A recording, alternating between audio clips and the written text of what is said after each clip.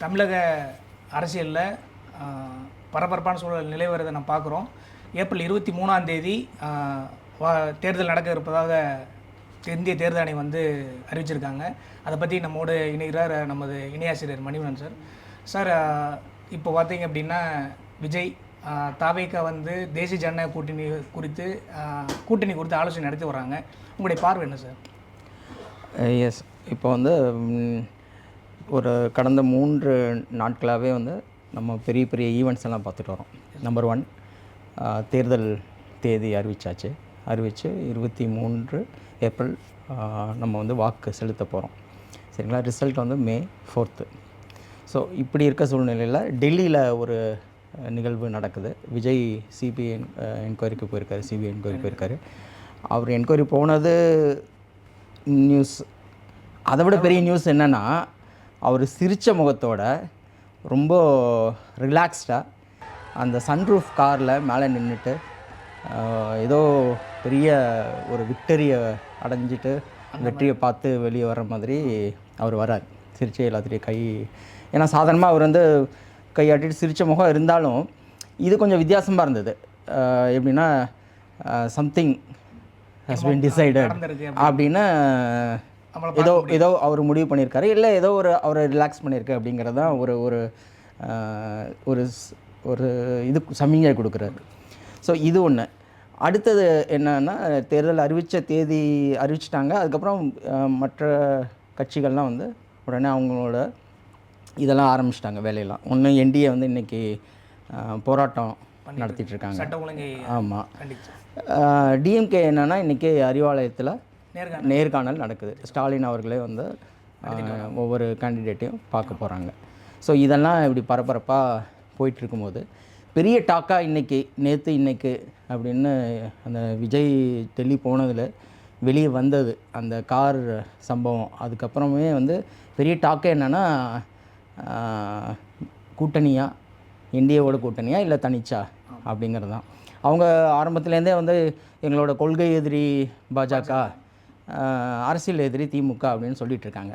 But அதெல்லாம் தாண்டி இப்போது தேர்தல் அப்படிங்கும்போது அந்த கொள்கை இதெல்லாம் வந்து எல்லாம் மூட்டை கட்டி வச்சுட்டு தான் எல்லாருமே அலையன்ஸு. ஏன்னா கடைசியில் என்னென்னா ஓட் பேங்க் பாலிட்டிக்ஸ் தான், ஓட் பாலிட்டிக்ஸ் தான். யார் எவ்வளோ சீட்டு ஜெயிக்கிறாங்க, யார் ஆட்சியை பிடிக்கிறாங்க, இந்த ஆட்சிக்கு வர்ற கட்சியோட யார் கூட்டணியில் இருக்காங்க, நம்மளுக்கு எத்தனை சீட்டு நம்ம ஜெயிக்கிறோம், அப்படி தான் எல்லா கட்சிக்குமே இது. ஸோ இந்த மேஜர் பார்ட்டிஸ்க்கு வந்து யார் நம்ம இதுக்கு வருவோமா, நம்ம கோட்டை பிடிப்போமா அப்படிங்கிறது தான். அந்த மேஜர் வந்து 4 கட்சிகள். சரிங்களா? டிஎம்கே, ஏடிஎம்கே, நாம் தமிழர் அண்டு தாவேகா. பட் இப்போது ஒருவேளை தாவேகா வந்து இப்படி அலையன்ஸ் போகிறாங்களா அப்படிங்கிற ஒரு இது வந்து கடந்த ஒரு வாரமாகவே இருந்துகிட்ருக்கு. அதை விஜயோட டெல்லி இதோட சம்மந்தப்படுத்தி எல்லோரும் பேசுகிறாங்க. இல்லை, இவர் வந்து டெல்லி ஒரு அழுத்தம் கொடுத்து, இன்னொரு விஷயம் என்னென்னா ஜனநாயகன், அதுக்கு ஒரு அழுத்தம், ப்ளஸ் இந்த சிபிஐ என்கொயரி அவரையே வந்து இம்ப்ளிகேட் பண்ணுவாங்களோ அப்படின்னு அவர் ஒத்துக்கலைன்னா இம்ப்ளிகேட் பண்ணி அவரே கடைசியில் சிக்க வச்சு, அவர் தான் சிபிஐ என்கொயரி கேட்டார், கடைசியில் அவரே இம்ப்ளிகேட் பண்ணிடுவாங்களோ அப்படிங்கிற ஒரு இது இருக்கும். அந்த ப்ரெஷர் கொடுத்து இவரை வந்து உள்ளே கொண்டு வருவாங்க அப்படிங்கிற டாக்ஸ்லாம், அதெல்லாம் எந்த அளவுக்கு உண்மை அப்படிங்கிறது ஒரு பக்கம் இருந்தாலும், பட் இதுதான் டாக்ஸ் தமிழ்நாட்டிலையும் சரி, ஆல் ஓவர் இந்தியா. ஸோ இப்படி இருக்கும்போது நேற்று அகைன் இன்னொரு சம்பவம் என்னென்னா, ஃபஸ்ட் டைம் தெரியல நான் if I am right, first டைமாக அங்கே voice of commons Aadhav Arjuna நடத்துகிற அந்த வாய்ஸ் ஆஃப் காமன்ஸ் ஆஃபீஸ் இங்கே தேனாம்பேட்டில் இருக்க, அங்கே விஜய் போயிருக்காரு. அங்கே போனோன்னே எல்லோரும் என்ன திடீர்னு அங்கே போயிருக்காரு, என்னவாக இருக்கும் அப்படின்னா, வந்த நியூஸ் என்னென்னா, அவர் வந்து கேண்டிடேட்ஸ் பற்றி டிஸ்கஸ் பண்ணியிருக்காங்க, டாப் நிர்வாகிகளோட டிஸ்கஸ் பண்ணியிருக்காங்க அப்படின்னு தகவல் வெளியாச்சு. ஆனால் என்ன உண்மையிலே நடந்தது அப்படின்னு தெரியல. அதுக்கப்புறம் இப்போ இன்றைக்கி என்ன செய்திகள்லாம் வருதுன்னா, இவங்க தனியாக தான் போகிறாங்க அப்படின்னு. இப்படி ஆன் அண்ட் ஆஃப் வந்துட்டு தான் இருக்குது. இப்போ இந்த மாதிரி கூட்டணி, அவங்களோட கூட்டணி, இவங்களோட கூட்டணி. ஓபிஎஸ் அங்கே வருவார், அவர் டிஎம்கே போகிறதுக்கு முன்னாடியே ஓபிஎஸ் வந்து அங்கே போவார். தேமுதிக டிஎம்கேக்கு வரதுக்கு முன்னாடி தேமுதிக அவங்களோட போவாங்க. அப்புறம் காங்கிரஸ், அது ஒரு பெரிய ஒரு மாதத்துக்கு அந்த செய்தி போயிட்டு இருந்தது, காங்கிரஸ் போவாங்க அப்படின்னு. ஆல்மோஸ்ட் அது ஓகேயான மாதிரி தான் இருந்தது. ஓகே ஆன மாதிரினா அந்த மாதிரி தான். ஏன்னா இங்கே அவங்க வந்து இங்கே டிஎம்கேவோட ஒரு பிரச்சனை இருந்தது. ஸோ இந்த மாதிரி போயிட்டு இருக்கும்போது அதெல்லாம் கொஞ்சம் ஒவ்வொன்றா சப்சைட் ஆகி வரப்போ இந்த என்டிஏவோட இவங்க கூட்டணி அப்படிங்கிறது வந்து கடைசியில் அது பிக்கப் ஆகுது. ஏன்னா இவங்களுக்கு வந்து கூட்டணியோடு இருந்தால் தான் இவங்களுக்கு வந்து தனியாக வந்து இவங்க சீட்ஸ் ஜெயிப்பாங்களா, விஜயே ஜெயிப்பாரா அப்படிங்கிற ஒரு கொஸ்டின்லாம் இருந்தது. முதல் தேர்தல் இப்பதான் களத்தில் சந்திக்க போறாங்க அப்படின்ற பட்சத்தில் அது வந்து எவ்வளவு சாத்தியமானது அப்படின்னு தெரியும். ஏன்னா ஏடிஎம்கே டிஎம்கே அளவுக்கு இவங்களுக்கு வந்து ஒரு ஓட் பேங்க் இருக்கா இல்லையா, ஓட் பேங்க் விடுங்க, அந்த ஓட்டு விடுங்க, அந்த கீழே வந்து கீழ் லெவலில் ஒர்க் பண்ணுற பிரச்சாரம்னு போகும்போது கீழ் லெவலில் போய் ஒர்க் பண்ணுறது அளவுக்கு இவங்களால முடியுமா, அவங்களோட இரண்டு பெரிய கட்சிகளோட டஃப் ஃபைட் கொடுக்க முடியுமா? அகெயின் சீமானும் வந்து ஆல்ரெடி 234 வேட்பாளர்களையும் அறிவித்து களத்தில் அவங்க இறங்கி பிரச்சாரம் ஆல்ரெடி பண்ணிகிட்ருக்காங்க. அந்த அத்தனை கேண்டிடேட்ஸும் 234 கேண்டிடேட்ஸும். ஸோ அப்படி இருக்கும்போது இவங்களுக்கு என்னென்னா எல்லாருமே ஒரு பெரிய ஸ்ட்ரென்த்தோடு ஒர்க் பண்ணிகிட்டு இருக்கும்போது நம்ம வந்து நம்மளால் முடியுமா, அத்தனை 234 சீட்ஸுக்கும் கேண்டிடேட்ஸ் போட முடியுமா அப்படிங்கிற ஒரு சந்தேகம் எல்லோரும் எழுப்பிட்டு இருக்கும்போது அவங்களுக்குமே இது தோண்டி இருக்கலாமோ என்னவோ தெரியல. அவங்களுக்கு இருக்கலாம், இல்லாமலும் போகலாம், நம்ம சொல்ல முடியாது. பட் அப்போ வந்து கூட்டணி தான் நம்மளுக்கு வந்து சரியா அப்படின்னு. இதுக்கடையில் வந்து பனையூரில் ஒரு கூட்டமும் நடந்தது. என்ன நம்ம கூட்டணி போகலாமா இல்லையா, போகலாமா? ஆமாம், மாவட்ட செயலாளர்களும் அதுதான் விரும்புகிறாங்க அப்படின்ற ஒரு தகவலும் நம்ம ஆமாம். சில பேர் வந்து இல்லை நம்ம தனியாக போகணும், அப்போ தான் வந்து நம்ம லாங் டேர்ம் தான் யோசிக்கணும் அப்படின்னு சொல்லிட்டு அவங்க பேசுகிறாங்க. பட் வந்து தேர்தல்னு வரும்போது ஒவ்வொரு கேண்டிடேட்டும் பெரிய அளவில் செலவு பண்ணணும். அந்தளவுக்கு எல்லாத்துக்கிட்டையும் பணம் இருக்குமா அப்படிங்கிற ஒரு கொஸ்டின் இருக்குது. கீழே இறங்கி போய் வேலை செய்யணும். அவங்களுக்கு பெரிய கட்சிகளோடு போய் டஃப் கொடுத்து இவங்க பிரச்சாரம் பண்ணணும். இதெல்லாம் நம்மளுக்கு தெரியாது. அவங்களுக்கு வந்து அது பெரிய தேர்தலுங்கிறது ஒரு பெரிய இது. ஒரு கேண்டிடேட் போய் பிரச்சாரம் மக்களை ரீச் பண்ணி ஓட்டு வாங்குறதுங்கிறது ரொம்பவே பெரிய ஒரு டஃப்பான டாஸ்க்கு. நம்ம சொல்லிடுவோம் ஈஸியாக எம்எல்ஏ அது இதுன்னு. ஆனால் இன்றைக்கி வந்து அது ஒரு எம்எல்ஏவாக வர்றது, ஒரு கவுன்சிலராக வர்றதே வந்து ரொம்ப கஷ்டமான விஷயம். நீங்கள் நான்லாம் நினச்சா நம்ம வந்துட முடியாது. அந்த மாதிரி தான் இங்கே வந்து சிஸ்டம் இருக்குது.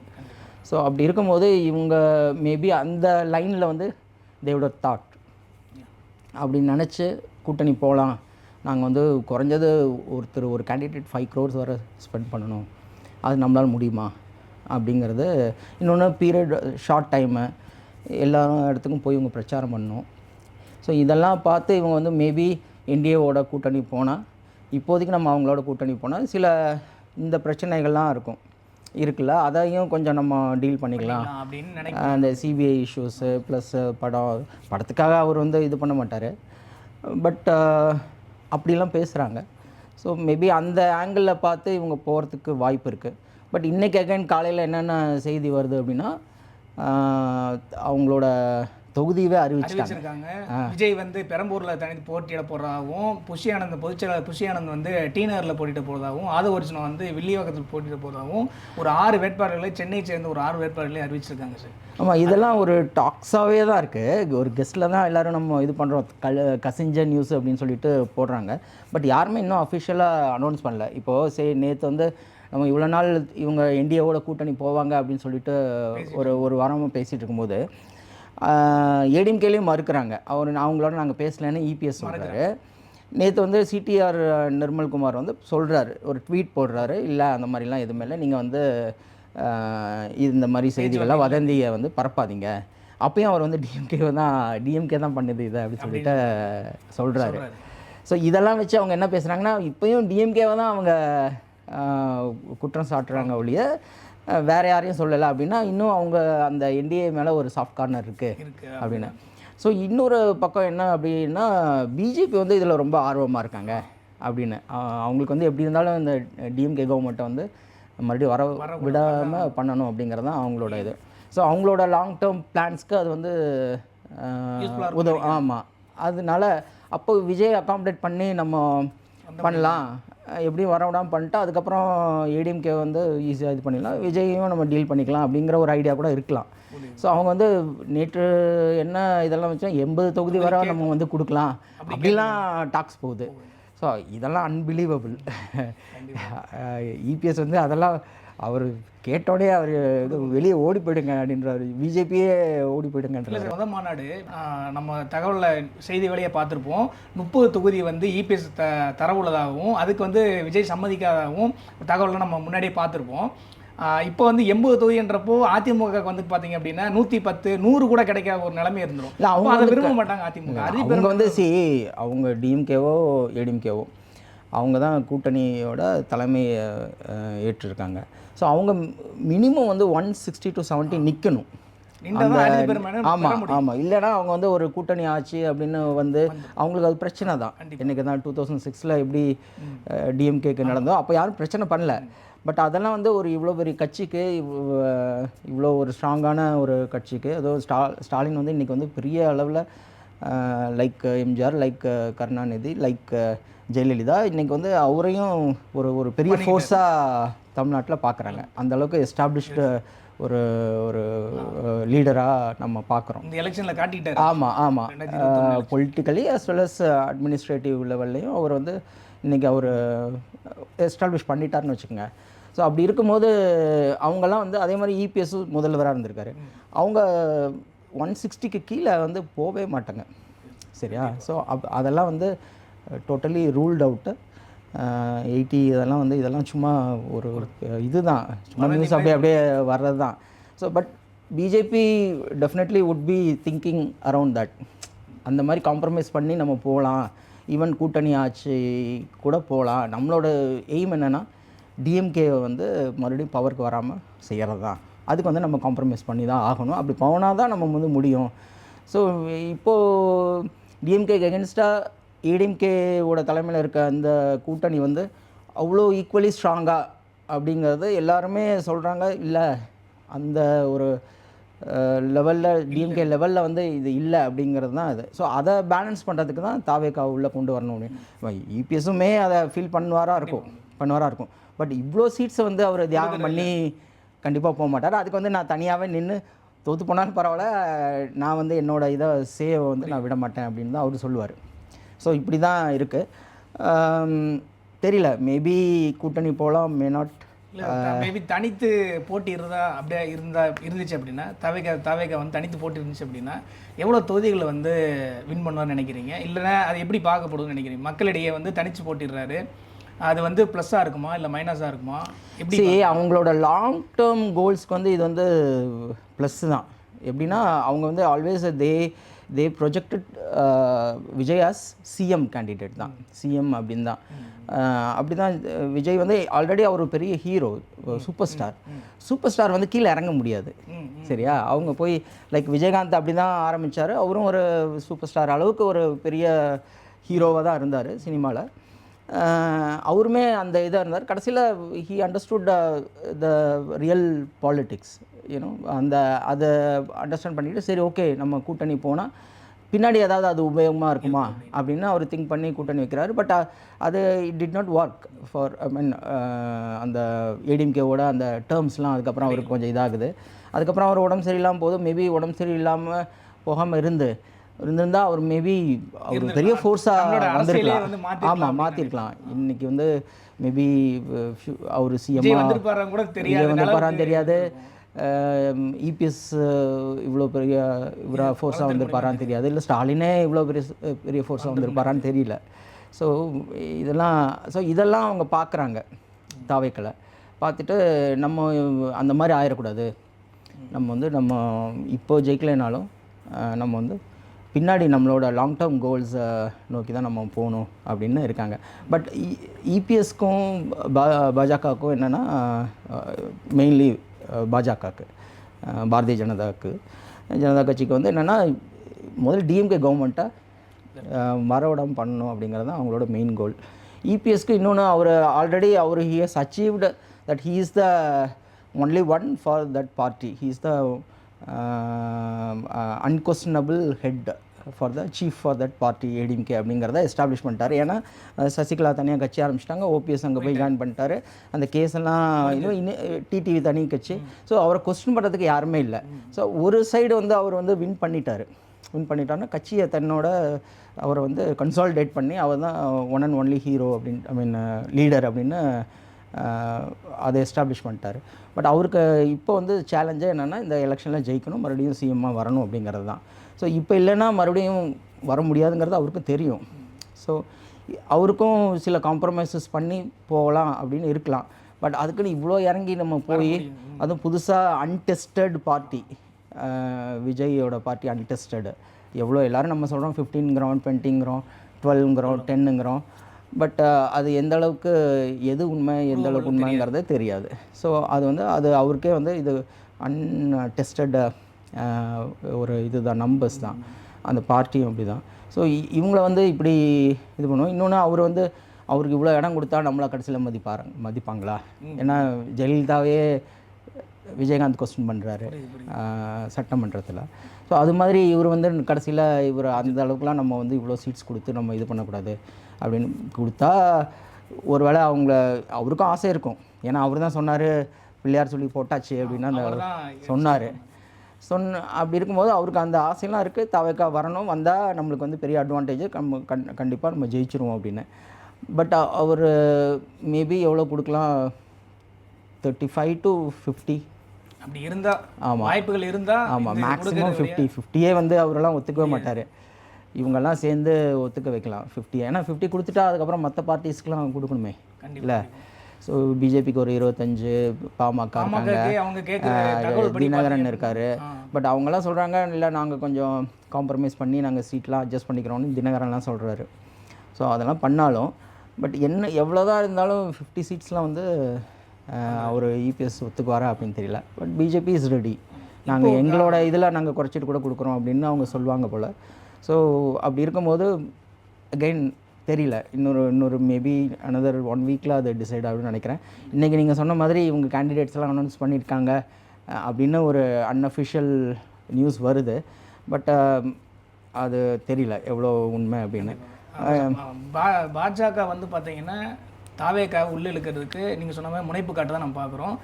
பாஜக என்ன சொல்லியிருக்கு அப்படின்னா 50 தொகுதியும் ப்ளஸ்ஸு டெபுட்டி சிஎம்மும் கொடுக்குற மாதிரி சில தகவலாம் நம்ம வந்து பார்க்குறோம். அப்போது நீங்கள் அதிமுக வந்து இபிஎஸ் வந்து பாஜகவை விடுத்துட்டு கூட இது டிவிகே வாங்குற மாதிரி அந்த மாதிரி கூட மேபி போகலாம் அப்படின்னு சில பேச்செல்லாம் பார்க்குறோம். நம்ம அது அப்படி வாய்ப்பு இல்லை, ஆனால் சில தகவல்கள் வந்து வந்துக்கிட்டு இருக்கு. அது இனிமேட்லாம் வாய்ப்பே இல்லை, அப்படி இல்லை. ஏன்னா இவர் அதில் வந்து இபிஎஸ் மேலே ஒரு நம்பகத்தன்மை பீப்புளுக்கே ஒரு க்ரெடிபிலிட்டி போன மாதிரி ஆயிரும். அதை செய்ய மாட்டார் அவர். இனிமேட்லாம் பாஜகவை வந்து வெளியே நீங்கள் போங்க நான் டிவிக்கோட சேர்ந்துக்கிறேன் அப்படிலாம் சொல்கிறதுக்கு மற்றவங்க என்ன தான் சொன்னாலும் யாருமே சொல்ல மாட்டாங்க. அவரும் அதை செய்ய மாட்டார். அது செஞ்சாலும் அவருக்கு தெரியும் அந்த க்ரெடிபிலிட்டி போயிடும். அவர் மேலே இருக்க பீப்புள் வந்து இவர் என்ன திடீர்னு இங்கே இவர் வராருனோன்னே இங்கே போகிறாரு அப்படின்னு அதெல்லாம் அவர் நினச்சி கூட பார்த்துருக்க மாட்டார். அதெல்லாம் சான்ஸே இல்லை. ஸோ பிகாஸ் அவருக்கு என்னென்னா எப்படி இருந்தாலும் வந்து இவர் வந்து ஒரு அன்டெஸ்டட் ஒரு பார்ட்டி தான், சரியா? அதனால் அவங்கள நம்பி நம்ம வந்து இன்னொருத்தரை விடணுமா அப்படின்னு. ஏன்னா அவர் வந்து இந்த லாஸ்ட் 24 எலெக்ஷன்லேயே வந்து அவர் அதை பார்த்துட்டாரு. பிஜேபி இல்லாமல் நம்ம வந்து எல்லாரும் அவரை வந்து கிரிட்டிசைஸ் பண்ணாங்க. நம்ம ஒருவேளை அவங்களோட சேர்ந்து தான் அட்லீஸ்ட் ஒரு 4-5 சீட்னாச்சும் வந்திருக்கோம் அப்படின்னு சொல்கிறாங்க. மறுபடியும் அந்த தப்பை நம்ம பண்ணி கடைசியில் அவரோட பொசிஷனுக்கு அது பெரிய த்ரெட்டாக வந்துடும். ஸோ அதனால் அதெல்லாம் அவர் ஈவன் இன் ஹிஸ் மைண்ட் அதெல்லாம் வரவே வராது அந்த மாதிரி தாட்ஸ் எல்லாம். ஸோ அது வாய்ப்பு இல்லை. எனக்கு தெரிஞ்ச 60% வந்து இவங்க தனியாக போகிறதுக்கு தான் பார்ப்பாங்க. விஜயே எப்படி தான் இது பண்ணார். மேபி இந்த 3rd லெவலில் இருக்க லீடர்ஸ், அந்த மாவட்ட செயலாளர்கள் அவங்கெல்லாம் இருக்காங்களா, அவங்க மேபி இதை ப்ரப்போஸ் பண்ணலாம், கூட்டணி போகலாம் அப்படின்னு ப்ரப்போஸ் பண்ணலாம். பட் நாட் விஜய்க்கு அதில் விருப்பம் இருக்காது. ஈவன் 2nd லெவலில் இருக்காங்களா, ஆதவ், ஆனந்த், நிர்மல்குமார், இவங்கெல்லாம் இதை தான் சொல்லுவாங்க, இல்லை நம்ம தனித்து தான் போகணும் அப்படின்னு. அதான் தனிச்சு இப்போ நீங்கள் போகணும் அப்படின்னா நம்ம வந்து களத்தில் பார்க்குறோம் 3 பார்ட்டி இருக்கிறதா பார்க்குறோம். ஒரு ஸ்ட்ராங்கான டிஎம்கே, அதே அளவிற்குடைய ஏடிஎம்கே இருக்கலாம் பார்க்குறோம். அப்போது தாவேக்காவுடைய தனிச்சு நிற்குது அப்படின்னா தாவேக்காவுடைய வியூக வகுப்பங்கள்லாம் எப்படி இருக்கும்னு நினைக்கிறீங்க? மக்கள்கிட்ட கொண்டு போய் நம்ம சேர்க்கணும். இப்போ ஆல்ரெடி வந்து பார்த்தீங்கன்னா காஞ்சிபுரத்தில் நீங்கள் நம்ம செய்திகளில் பார்த்துட்ருக்கோம், வேட்பாளர் அறிவிக்கலாம், ஆனால் அங்கே போய் பிரச்சாரம் பண்ணிகிட்டு இருக்காங்க. விசில் எடுத்துட்டு போய் பிரச்சாரம்லாம் பண்ணிக்கிட்டு இருக்காங்க. இல்லைங்க, அது அது உங்களுக்கு எப்படி இருக்கும்? எப்படி நான் களத்தில் இருக்க போகிறாங்க அப்படின்ற நீங்கள் எப்படி நீங்கள் அவங்க இப்போது விசில் சின்னம் அறிவித்தோடனே எல்லா இடத்துலையும் அவங்க விசிலை வச்சு எல்லா தமிழ்நாடு பூரா மட்டும் இல்லை, ஈவன் அதர் ஸ்டேட்ஸில் அதர் டவுன்ஸ்லலாம் கூட அவுட் ஆஃப் தமிழ்நாடு இதை வந்து அவங்க பண்ணுறாங்க. விசில் சின்னத்தை வந்தோடனே மக்களுக்கு அதை பண்ணுறாங்க. அது வந்து அவங்களுக்கு ஒரு சந்தோஷம். இன்னொன்று அந்த பார்ட்டியோட பெரிய ஓட் பேங்க்னு சொல்ல முடியாது, ஒரு பெரிய சப்போர்ட் பேஸே வந்து யங்ஸ்டர்ஸ் தான். யங்ஸ்டர்ஸ் வந்து யங் பிளட்டு. அவங்களுக்கு இந்த மாதிரியான ஒரு செய்திகள்லாம் வந்து என்னென்னா, அவங்க ஒரு இதை எக்ஸ்ப்ரெஸ் பண்ணுறதுக்கான மகிழ்ச்சியை எக்ஸ்ப்ரெஸ் பண்ணுறதுக்கான எந்த விஷயமும் வந்து அவங்களுக்கு வந்து ரொம்ப சந்தோஷத்தை கொடுக்கும். ஸோ அதெல்லாம் அவங்க இது பண்ணுவாங்க, எல்லாத்துட்டையும் போய் அதை பீப்புள்கிட்ட போய் அதை எக்ஸ்ப்ரெஸ் பண்ணுவாங்க. அதனாலேயே அவங்க வந்து பிரச்சாரம்லாம் போய் பெருசாக பண்ணுறாங்க அப்படின்னு சொல்ல முடியாது. அது வந்து அது ஒரு one way of expressing their happiness. அந்த விசில் கிடச்சிது அப்படிங்கிறதுக்கான இதுதான். ஸோ இவங்க ஆல்ரெடி மேபி எஸ் ஒரு லாஸ்ட்டு 2-3 இயர்ஸாகவே அவங்க வந்து இந்த இது உணவு வழங்குறது, இல்லை அதர் இந்த மெடிக்கல் கேம்ப்ஸ் நடத்துறது, அந்த மாதிரிலாம் பண்ணிகிட்ருக்காங்க. ஸோ அதெல்லாம் பண்ணிகிட்ருக்காங்க, ஓரளவுக்கு ரீச் ஆகிருக்காங்கன்னு வச்சுக்கோங்க. பட் பிரச்சாரம், தேர்தல் பிரச்சாரம் அப்படிங்கிறது ஒரு பெரிய அளவில் லைக் நாம் தமிழர் கட்சி பண்ண அளவுக்கு கூட இவங்க வந்து ஒரு ரியல் பிரச்சாரம் அப்படிங்கிறது இந்த விஜயோட கூட்டங்கள் தவிர கீழ் லெவலில் வந்து எந்த அளவுக்கு பெருசாக இவங்க ஒரு ஆர்கனைஸ்டாக பண்ணிகிட்ருக்காங்க, ஸ்டார்ட் பண்ணிட்டாங்க அப்படின்னு நம்ம சொல்ல முடியாது. ஸோ விஜயோட அந்த மீட்டிங்ஸ் தான் கண்டினியூஸாக இப்போது மதுரை, இந்த மீட்டிங்ஸ் தஞ்சாவூர் இதெல்லாம் வந்து நம்ம பார்க்குறோம். ஸோ அது வந்து என்னென்னா நாட் ஒன்லி ஃபார் எலெக்ஷன்ஸ், அது வந்து அந்த பார்ட்டியவே நீங்கள் வந்து இன்னும் அவங்க எஸ்டாப்ளிஷ் பண்ணுறாரு அவர், மக்கள்கிட்ட கொண்டு போய் சேர்க்கறதுக்கான மீட்டிங்ஸ் தான் அது, அந்த தொடர்ச்சியாக நடக்கிற மீட்டிங்ஸ் தான். ஸோ இனிமேட்டு தான் ரியல் அவங்க களத்தில் இறங்கி போய் பிரச்சாரம் அப்படிங்கிறது, களத்தில் இறங்கி அது யாருன்னா இந்த தொண்டர்கள் தான் பண்ணணும். ஸோ அந்த கேடர்ஸ் வந்து ஃபேன்ஸாக கேடர்ஸாக அவங்க, அதுதான் அங்கே ஒரு குழப்பம். ஸோ அவங்க அந்த ப்ரொஃபஷ்னலாக அந்த பிரச்சாரத்தை போய் எப்படி போய் பண்ணணும் அப்படிங்கிறதெல்லாம் இருக்குது, அதெல்லாம் ஒரு கொஸ்டின் இருக்குது. ஆனால் தாவைக்கோட நிர்வாகி செங்கோட்டையன் என்ன சொல்கிறாருன்னா, 204 தொகுதிக்கு உண்டான வேட்பாளர்கள்லாம் எங்கள்கிட்ட இருக்காங்க, நாங்கள் ஆல்ரெடி நாங்கள் எடுத்து வச்சுட்டோம், தேர்வு பண்ணி வச்சுட்டோம், நாங்கள் ரெடியாக தான் இருக்கோம் அப்படின்ற, தேர்தல் ரெடியாக தான் இருக்கும், களத்தில் பணியாற்ற ரெடியாக தான் இருக்கும் அப்படின்றத தெளிவுபடுத்துகிறாரு. யார் சொல்கிறா? செங்கோட்டையன் இந்த மாதிரி 234 வேட்பாளருமே இருக்காங்க, நான் எங்கள்கிட்ட இருக்காங்க, நாங்கள் களத்தில் இறங்கி போய் ஈடுபடுறதுக்கு நாங்கள் ரெடியாக தான் இருக்கோம் அப்படின்றதையும் தெளிவுபடுத்துகிறார். ஆமாம்மா, அவர் வந்து he is a senior most party man in TVK, சரிங்களா? ஸோ அப்படி இருக்கும்போது அவர் அப்படி தான் பேசி ஆகணும். ஏன்னா அவர் ஆல்ரெடி பெரிய பிரச்சாரம், பெரிய தேர்தல்கள் நிறைய பார்த்தவர், சரிங்களா? ஸோ அதனால் அவர் வந்து அமைச்சராக இருந்தவர், எம்எல்ஏவாக இருந்தவர், 9 முறை ஜெயித்தவர். ஸோ அதனால் அவர் அப்படி தான் பேசி ஆகணும், அவர் அந்த கட்சியை விட்டு கொடுக்காம தான் பேசி ஆகணும். பட் அவருக்கு தெரியும் கண்டிப்பாக நம்ம எந்த அளவுக்கு ஃபீல்டில் நம்ம வந்து ரீச் ஆகிருக்கோம் அப்படிங்கிறது. அஃப்கோர்ஸ் ரீச் ஆகிருக்கு, அந்த சின்னமே வந்து பெரிய அளவில் ரீச் ஆகிருக்கு, விஜய் ரீச் ஆகிருக்காரு. விஜய் நம்ம ரீச் ஆகிருக்காருன்னு சொல்ல வேண்டியதில்லை, அவர் ஆல்ரெடி ஒரு எஸ்டாப்ளிஷ்டு ஒரு பர்சன் தான், ஒரு பாப்புலர் பர்சன் தான். பட் அது அரசியல் ரீதியாக வந்து இவங்க ஒரு எப்படி ரீச் ஆகிருக்காங்க, கேடர்ஸ்லாம் எப்படி கொண்டு போய் அதை சேர்க்குறாங்க, ஓட்டு அப்படின்னு போய் எப்படி கேட்குறாங்க. இவ்வளோ நாள் வந்து நீங்கள் ஓட்டு எங்களுக்கு போடுங்க அப்படின்னு அவங்க சொன்னாலும் அந்த ஓட்டுக்காக அப்படின்னு பிரச்சாரம் போய் பண்ணாங்களா அப்படின்னா இனிமேல் தான் அவங்க ஸ்டார்ட் பண்ணணும். அவங்க வந்து இப்போ இது வரைக்கும் என்ன பண்ணியிருக்காங்கன்னா, அந்த பார்ட்டியை விஜயையும் கொண்டு போய் தேர்தல் அரசியலுக்கு ரீச் பண்ணுறதுக்கு, தேர்தல் அரசியல் அந்த ஆங்கிளில் ரீச் பண்ணுறதுக்கு ட்ரை பண்ணுறாங்க. பட் அது இனிமேல் தான் அவங்க இன்னும் பெரிய அளவில் பண்ணணும். இன்னும் 36 நாள் இருக்குது எலெக்ஷனுக்கு. ஸோ பார்ப்போம் எப்படி வந்து தாவேக்கா வந்து களத்தில் இறங்கி அவ்வளோ வேட்பாளரையும் 234 வேட்பாளரையும் அறிவித்து களத்தில் இறங்கி எப்படி பார்க்க போகிறத, எப்படி செயல்படுத்த போகிறத நம்ம பொறுத்துன்னு தான் பார்க்கணும். நன்றி சார். தேங்க்யூ.